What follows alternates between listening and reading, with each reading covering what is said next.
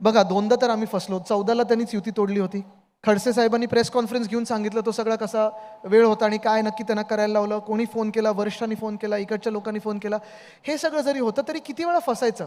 आणि जी लोक धर्माच्या नावावर दुसऱ्यांची घरं जाळतात, लोकांना जाळू शकतात, लोकांना मारू शकतात, मूळ मुद्दा हाच राहतो मग की तुम्ही विकास का, आता शाश्वत विकास ह्या कॉन्फरन्सचं नाव आहे. मला तुम्ही सांगा, 10 वर्षामध्ये ह्या देशात एक तरी गोष्ट अशी झाली आहे ज्याच्यात आपण शाश्वत विकास बघू शकतो, सस्टेनेबल डेव्हलपमेंट बघू शकतो. मला एक तरी सांगा. ना स्वतःच्या पक्षाची सस्टेनेबल डेव्हलपमेंट केली भाजपनी, ना कुठच्या देशाची केली. स्मार्ट सिटी प्रोग्रामचं काय झालं? बंद झालं स्मार्ट सिटी. पुणे मागच्या आठवड्यात स्मार्ट सिटीमधून बाहेर पडलं. स्वच्छ भारतचं काय झालं?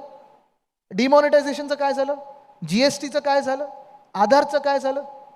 एक सुद्धा कार्यक्रम जो त्यांनी 14 मध्ये जुमला म्हणून सांगितला होता, एक सुद्धा राबवला नाही.